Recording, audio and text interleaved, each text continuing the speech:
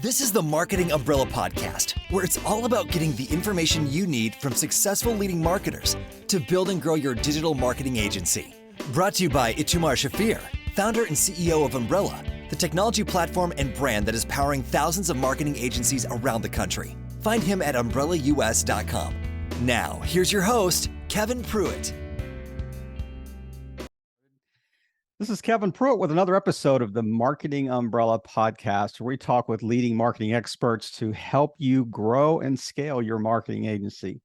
My guest today has 10 years of experience, including brand building, brand management, audience retention, demand generation, advertising, and marketing in both B2B and B2C fields, and also in private and public companies.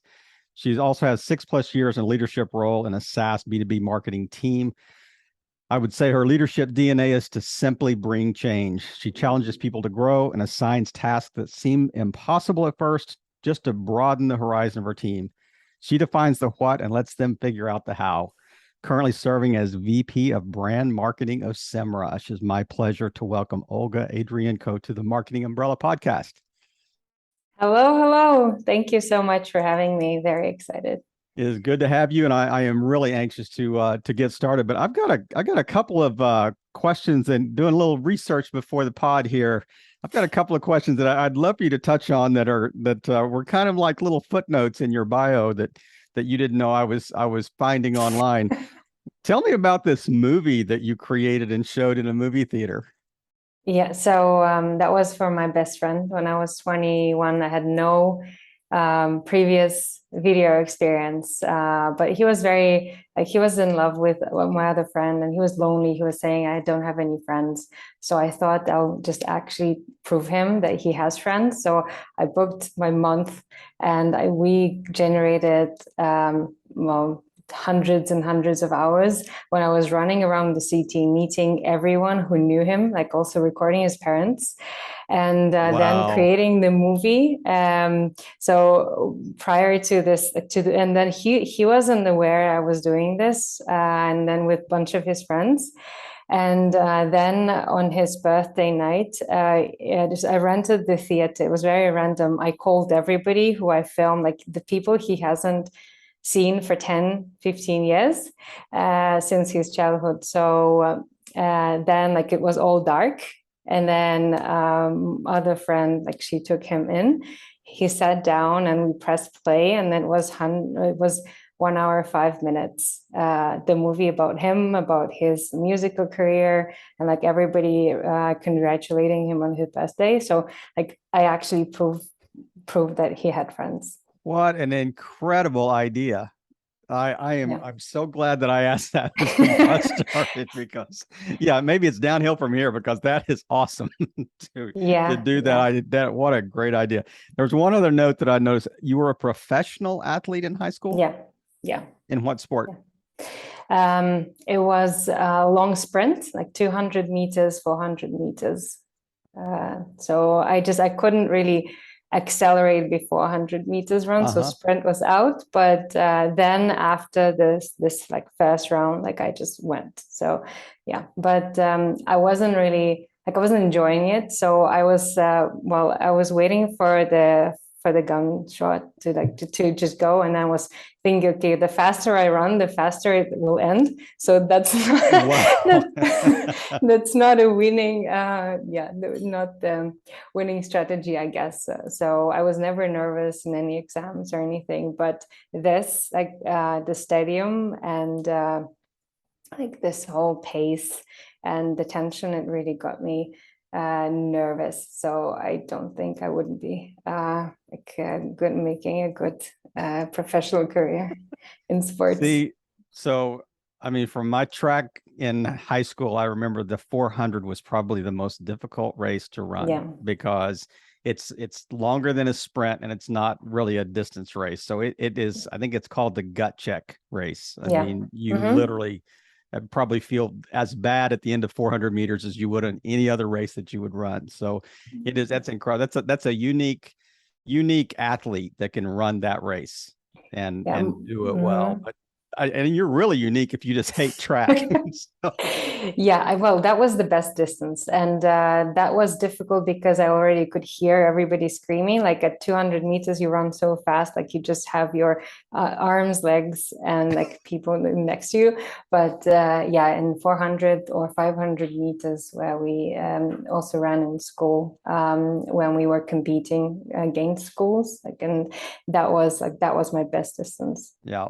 That is such a. I'm so glad that I found those two little nuggets, because it really Yeah. paints a great picture of Olga for our audience. But we really want to talk about marketing, and I really want to drill down in that space. But first, just this seems like an exceedingly obvious question, but tell people about SemRush. What is it? What does it do? It's an online marketing platform. We are helping in the first, and I'd say most difficult stage of gaining online presence and being seen online across different channels.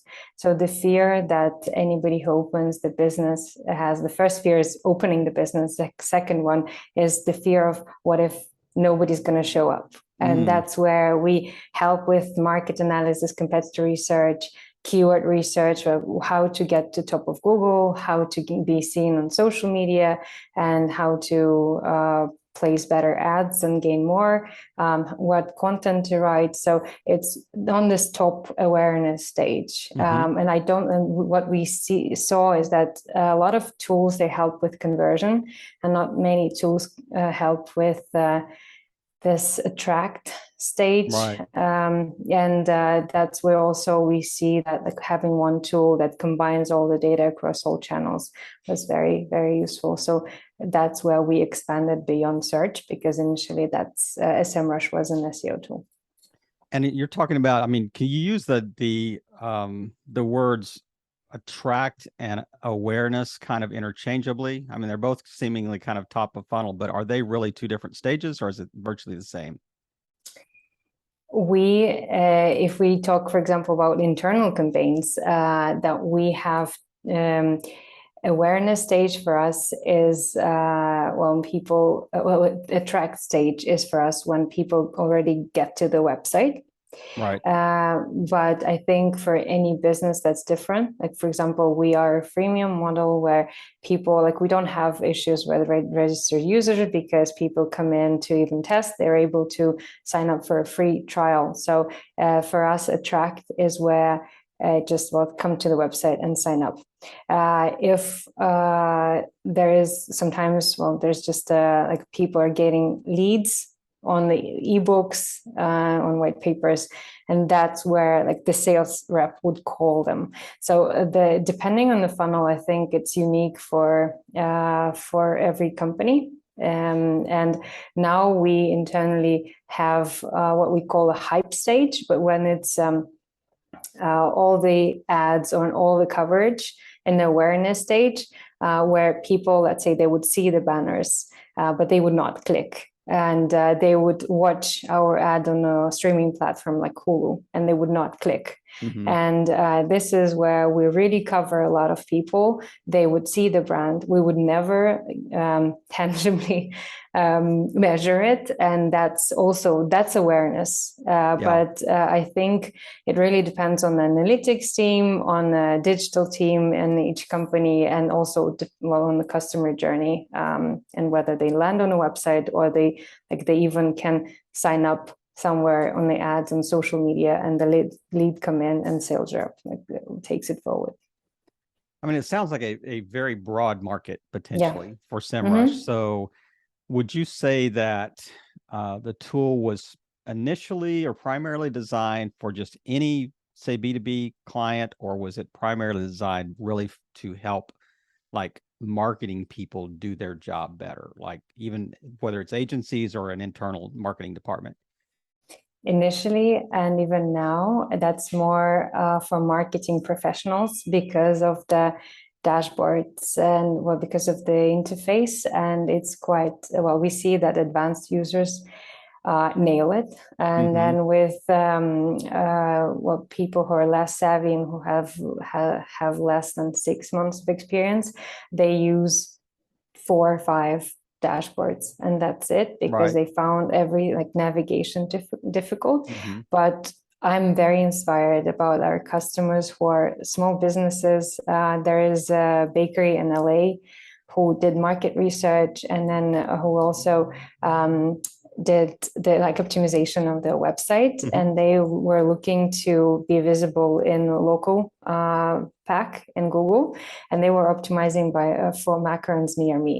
So they took them 6 months to get to the top, and they're now living off this keyword. So they had no marketing experience, not a serious one at least. So they just were guiding themselves in SemRush and figuring out how to make their website more visible. So it's a super inspiring story. And also there was one of my favorite clients, a dentistry in Liverpool. So he was investing in lead magnets and in outbound. So he was paying a sales team to reach out to people, and it wasn't really successful. And he had one clinic. In 2017, he started using SemRush, canceled the sales team and lead magnets, started optimizing. And by 2018, he was ranking also nationally for some of the keywords, because he just Googled the questions from that people who were interested in dental services were searching for. So he just recorded the answers from his doctors, transcribed them, optimized them, put it as a blog. And so he was the ROI, they were able to actually become profitable because he was not that profitable with the sales team. And so he was using SemRush for 2 or 3 years, but that accelerated his business enough to open 17th clinic now. Et voila, c'est fini. Yes. It's just super simple. It's very facile. Well, it's but it's 5 years from now that he changed the strategy, right? But taking his small business from 1 clinic to 17, it's 5. If you do that in 5 years, that's great. Yeah. And I also loved the fact that he used SemRush only for 2-3 years. So you don't need the subscription that would last a lifetime. You just need a really solid strategy, understanding whether you need search, you need ads, you need social, and then just start optimizing. So it's now it's not only for savvy marketers, and we're trying to make it easier for small business owners, because that's initially our dream, to actually help small businesses across the world. But right now we still advanced marketers using that, and agencies. So before I ask the next question directly related to that, I don't want to go by this, because people that are listening or they're watching this online, they're going, she finally told me what was right. Is it SEMrush or is it SemRush? Insider here that is using SemRush. So did I hear recently on another podcast that it's kind of a defining moment, might be a rebrand internally or something that said, this is where we're going to go. So I can imagine this like war room that everybody gets together and say, okay, are we going to call ourselves this, or going to call it, because everybody else is saying SemRush, so why don't we just change it? Well, it was my decision. I was like, this is something that we do, and we do it right, because it's at some point it was really great that some people just were so emotional about how they pronounce their brand. Exactly. And also we were very local. So in US, everybody says SEMrush, and then that's what we used in the videos. And then in Europe, they called it SemRush or SemRush in France. And so I found this really cute also, that everybody trying to adapt the brand name. But at the same time, if you really want to go big, also we were preparing for the IPO, and you need to define your brand yourself. So that's not like they choose you either. If you don't know how to call yourself, you have a problem. So this is what we universally decided that so that was like, I want to do this, and there was a war room and everybody said yes. So Oh, I think it was a wise decision, a wise move. And it's interesting. Did in some way the activity kind of define or kind of dictate the decision? Like because you saw there, people are saying SemRush, they're not saying SEMrush, that type of thing. So that's what marketers should do. They should be responsive to the market, and I love the fact that you kind of say, hey, we got to define this. But you mentioned a minute ago about you would like to kind of onboard more small businesses into this space. It almost seems like you really have two pretty distinct avatars. You have the small business that that probably would only use maybe 2 or 3 services, or maybe they would go into level 1, and then you've got agencies that might they may be a level 12. They may use every tool you have type thing. So how do you shoot and hit both of those targets? By different campaigns, or having different content in the same campaign, but for different audiences. So we have an internal analysis also in Google Analytics. So we know with a big certainty, like 95%, whether it's an agency or that's a company. And that helps us. It's then we work with lookalike audiences as well to ensure that we target the same profiles with different landing pages. So that's easier with ads. In terms of organic, that's a lot more difficult. I think. And even web presence, for sure.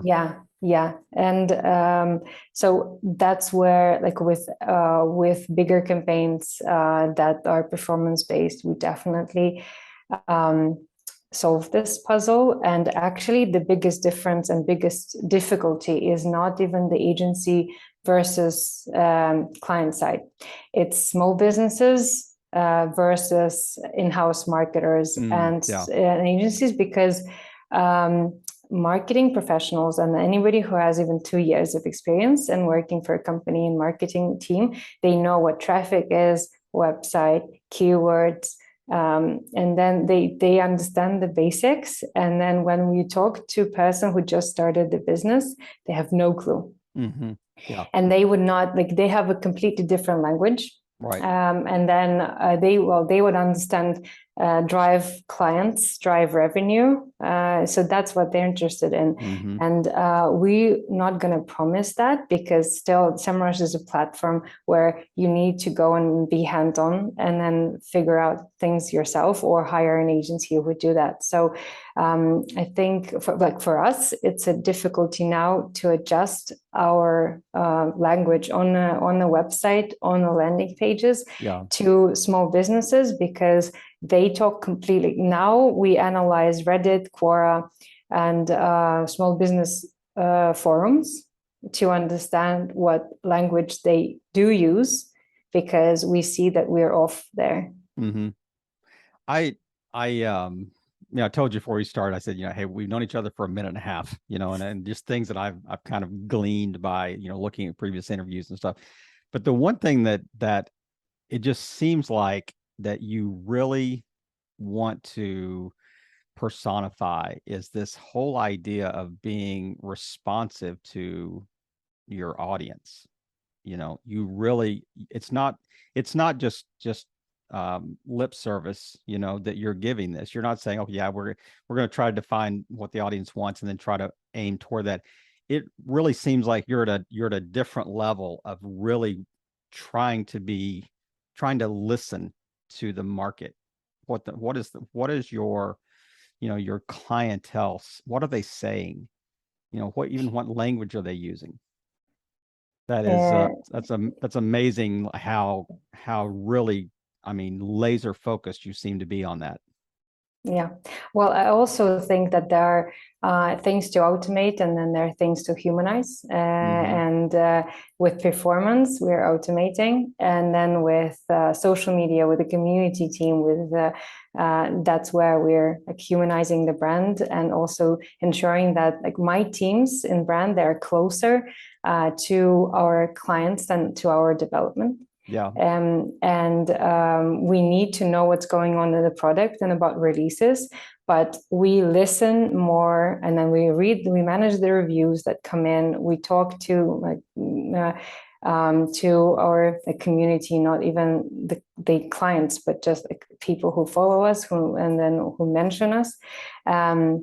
We really do try to figure out what they dream about, what their challenges are, and where they want to go, and what inspires them, because ultimately that's what we're building the tools for. Right. And it's really interesting. It's not just and I think sometimes we tend to think of SEO as almost being like a universal, like it really doesn't matter what region of the world you're in, what language you're speaking. I mean, these kind of universal rules of SEO apply. But the one thing that I think I heard you mention in another chat was the idea that it's interesting when you go from market to market.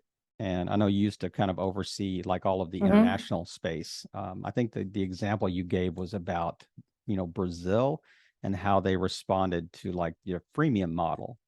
Yeah. And how that interacted with their business culture. Can you expand a little bit, not great detail, but just expand a little bit, like how does it come into play when you're looking at different cultures and different business climates?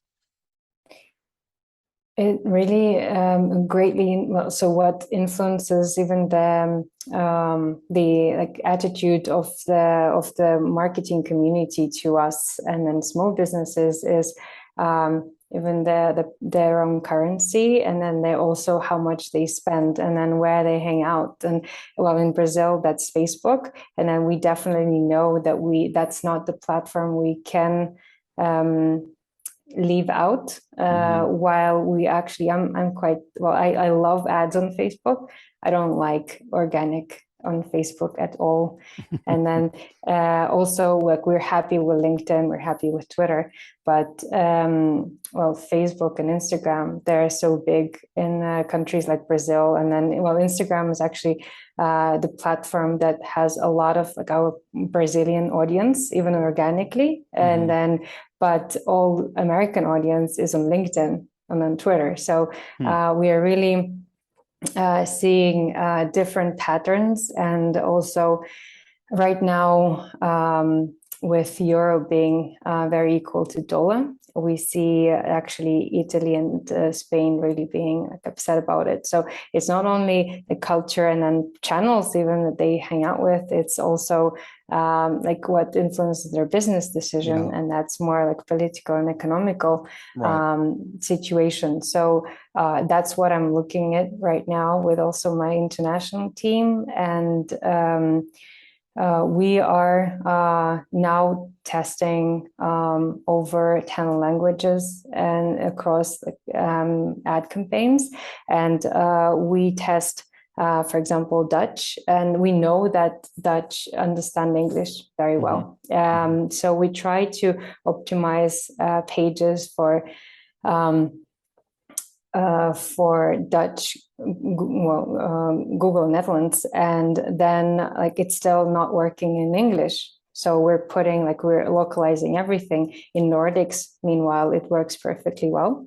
Wow. And so it's and then we're tapping into MENA and Arabic world, and what we've seen is the cheapest click rate in Facebook ads that we've seen in a while. And so that's where it's a magic of actually also then the next step would be to run specific localized campaigns across Japan, across MENA, and across also Netherlands, and ultimately Latin America as well. So we're testing different accents for Latin America versus Spain as well, and it proves to be working. So it's the beauty of being a global brand, and difficulty is that you can scale with English content, but also you need to really figure out where people spend time on,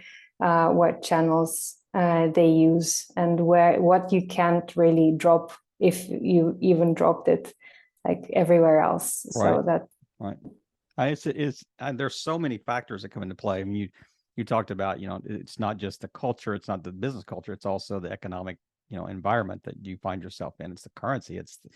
Even as granular as, different accents, like word usage. I mean, you could use a word that means the same, say in Spanish, but it has so many different usages, and it means different things in different countries. And just a point of clarification, use the term MENA. You're talking at least North Africa. Yeah. So yes. I'm sorry. Yeah. Sure. Yeah. Thank you very much. Clarify for our audience, but I kind of wanted to take a step back and kind of put my agency owner hat on here and really kind of drill down. That's probably who the majority of the audience that we're aiming toward. But the idea that, tell me, what is the biggest problem SemRush is going to solve for me as the agency owner?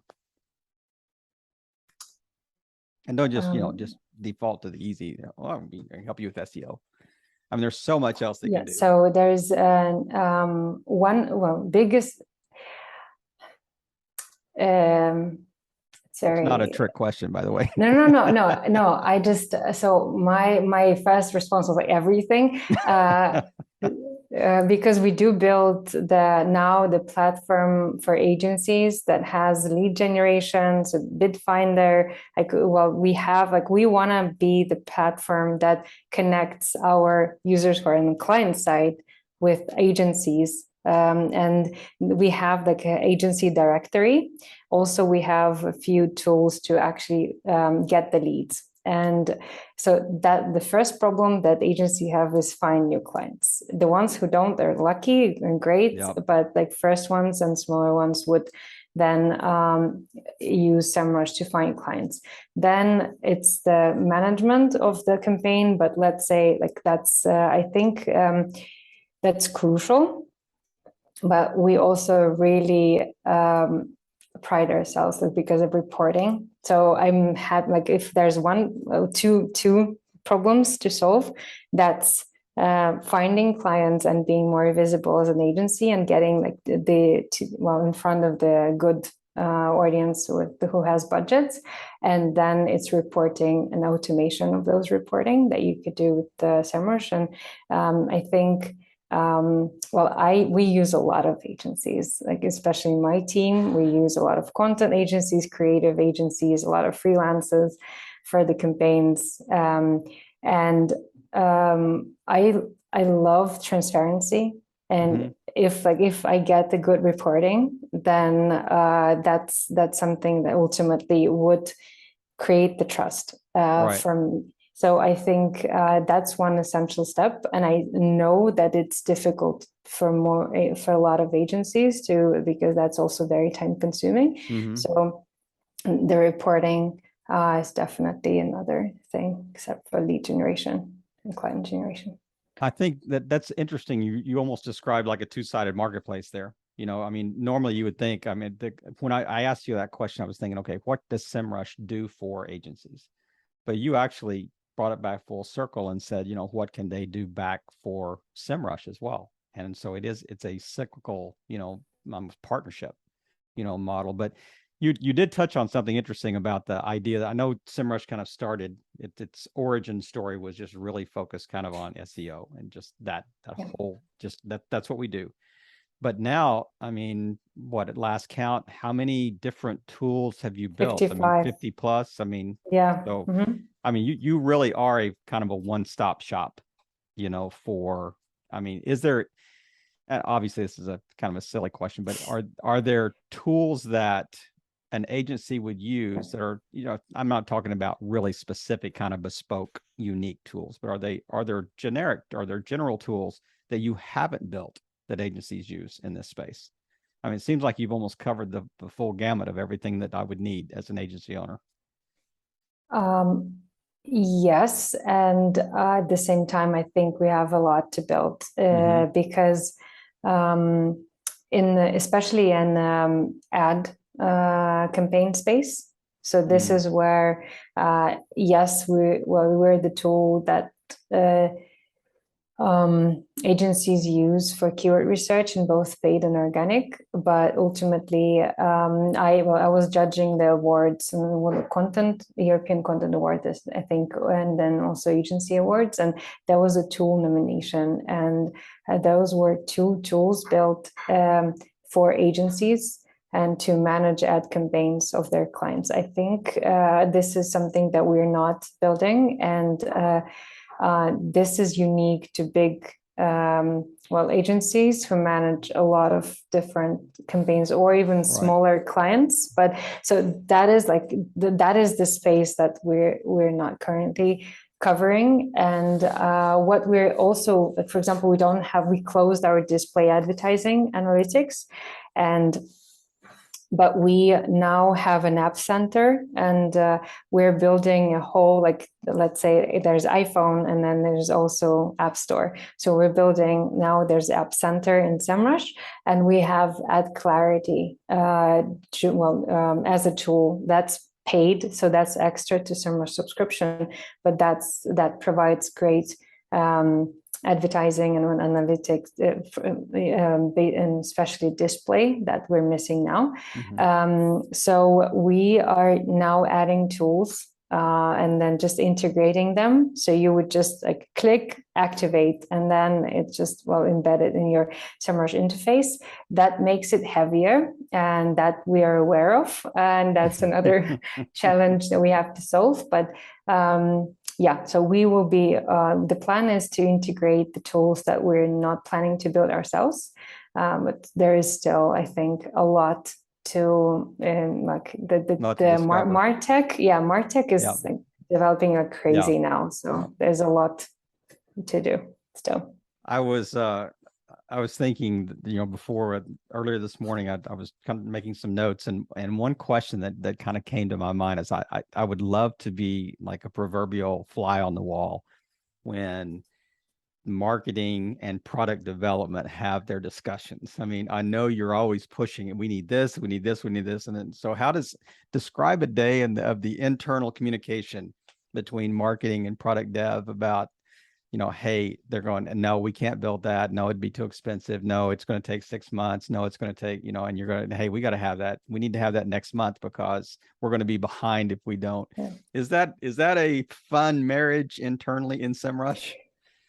I think right now for me, I look at it as, everybody is doing their best, and it's not, if they are behind, then it's because they want to build the best tool possible, and or there is we only release something that we're sure, and then that is tested.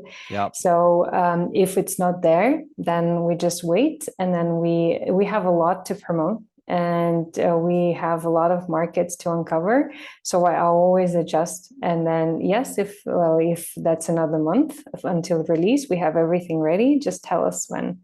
And in terms of, so I joined as a social media manager, and that like social media is a place, and I think social media managers don't understand that, or don't realize that, many of them, that they are a lot more influential than any other marketer on the team, because they're closest to the users. And then what I started doing, I started tagging the teams or the people who developed the tools, and then when we had praise coming in. And then if we have problems, I also started tagging the teams in our working group chat. And so that I continue this for a long time, until we had Twitter thread with our mentions in our kitchen on the screen, just because that was the most popular thing. And also that's how I actually got visible inside the company. Because I really cared about everything customers were saying. And then I also knew, I figured out who I need to take the feedback to actually make it happen.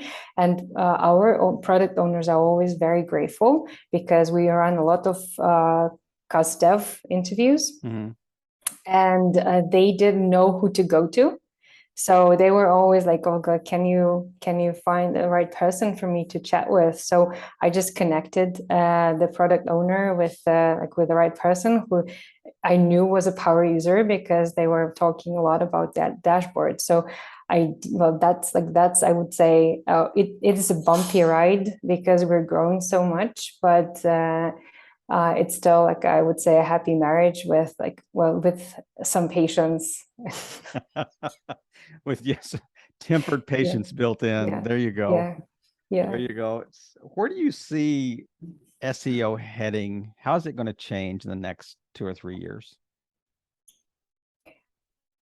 I have seen, I've been in the industry for almost 9 years.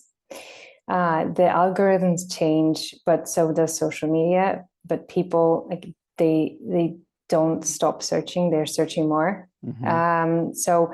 I think now there's a lot of this TikTok is becoming new search engine and Instagram as well. I think that also Google will not let it happen easily, that the chunk of audience is taking away from them. So and ultimately that just now becomes a lot more about so Google tries to make the algorithms really recognize the content written for people, and that's ultimately what we also had this latest algorithm about. So I don't think SEO just becoming less spammy tactics and more really thoughtful process, and a really strong connection with content team. And also I hear it more and more that SEO team is on board of migrations of anything that is happening inside the company, and then the big shifts and even product naming. And I think so the SEO will become more integrated inside the teams. But in terms of optimization tactics, I think that's just that's evolving, but there's no revolution really. So real quick answer here. Do you see SEO as just being an overlap between activity and content? I would say that it's a lot more technical, and it's still it's really a lot of multitasking, but it's if the content is right for the website, it won't be enough. So that needs to be an SEO person really taking care of, because that's Google, that the Google bot that reads this. So the technical expertise needs to be there to ensure that it's all written in order for a machine to read it. So I still think it's not the activity and content. That's a lot more. I meant on the, I guess more on the client side, like the customer behavior versus how customer behavior or activity and content overlap, how they intersect, I guess. Is that the meat of SEO? That's an interesting question. I never looked at it this way. I think there's still, for example, it's a lot more complex than obviously, but that just seems like a, a 50,000 foot view. Off page is not going anywhere. So I'm, the backlinks and still matter. It's, and that's where I think SEO is, we can argue that if we do great PR, then we'll have links, but I really doubt that it will be sufficient in some cases. So there's still more to this. And then, when it comes to really, also optimizing for search features, that's ultimately, if I search as a user, I said restaurant near me, and I go to the local pack and I choose something there, but also there are ranking factors in the local pack that would tell me that so not all of the restaurants in the high proximity would be chosen. There's still some that are chosen, still some are not. So there's a lot of art of SEO that is in there. Yeah, I wasn't trying to dumb it down so much that anybody can do this, but it just seems like to me that if you're looking at it from a very broad, rough perspective. That's almost like the integration. But speak directly, if you don't mind, to like a marketing agency owner. What do you see, and what have you, I guess, learned in your time in the space? What is the one thing that you think, just, one line or whatever, that you think agency owners miss about SEO?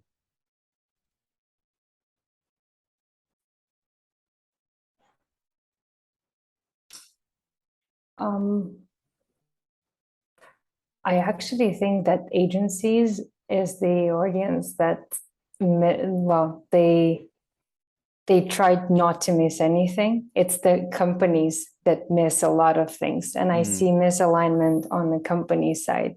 I rarely see, so a majority of the speakers at conferences, they are from agencies. And I think that it's the most experienced audience that always tries to figure out the next big thing, the algorithm updates, how to make this all easier. And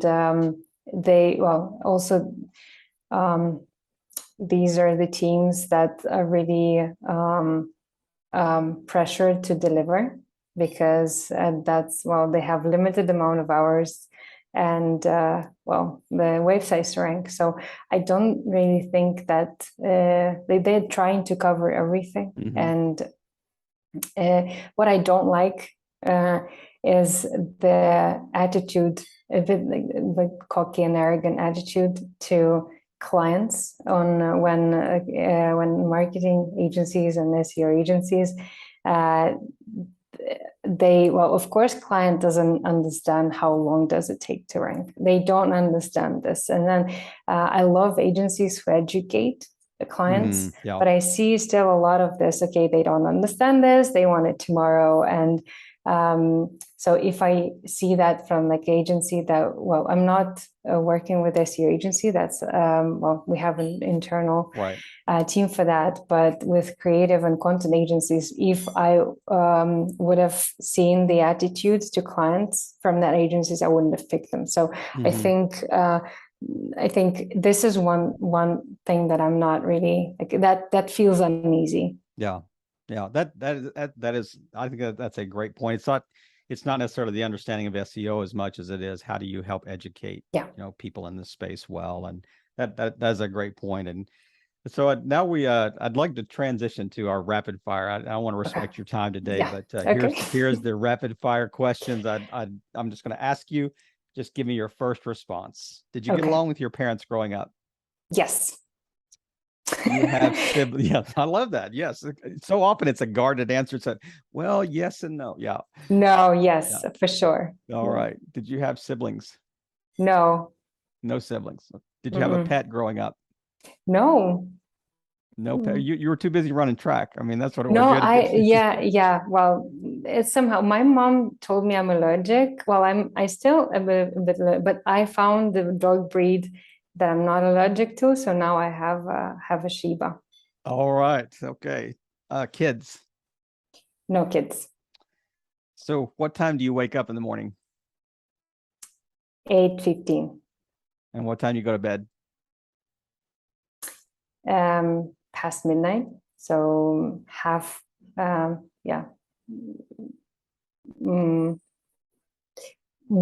or half past midnight. A little bit of a night owl. Y'all very best. What time of day are you at your peak performance? 4 or 5 p.m. 4 or 5 p.m. Wow, that's extremely late. Wow, that's even late. So that's like breaking your fast rapid round. There is a chronotype book. It's called Power of When. There are 4 chronotypes, and there are bears, wolves, dolphins, and lions. So lions are in the morning. And they're like, they wake up at 5:30. There are also dolphins, they're insomniacs. There are bears, like 50% of all population, and all our social schedules, they're around bears. And there are wolves who wake up later and then who go to bed later, and that's me. and they hunt at night. Yeah. That's right. Well, to give you a little that question, I'm a lion. So Yeah. I love the early morning hunt. That's right. Are you a person of faith? I would say I'm spiritual, but I'm not religious. And one thing that you would change about the current business climate today, if you could change it? Cancel culture. Cancel culture. Great. Interesting. Well, Olga, is there anything that we haven't touched on? You just like to just wrap us up with today that that you think is germane to this space, but just something you want to share with our audience as we're closing? I think we've covered a lot. And actually, one thing I kept thinking that this was one of the most interesting interviews with really compelling questions I've had in a while. So that was, especially the first ones. I don't think I ever shared this in anywhere about the movie and about the sport. So yeah, that was definitely awesome. Well, I appreciate you very much taking time to just share with our audience. You've been an excellent guest, and check out SemRush online, semrush.com online, and Olga's on LinkedIn as well. And there's great content that she posts on there. But just thank you again for just sharing with us and just being, just a helpful expert to share your expertise in this space to help marketing agency owners grow and scale their business. Olga, thank you again. Have a great weekend. Thank you very much, Kevin. Thank you for tuning in to another great episode of the Marketing Umbrella Podcast, where we provide the information you need from successful leading marketers to build and grow your digital marketing agency. To learn more, go to umbrellaus.com.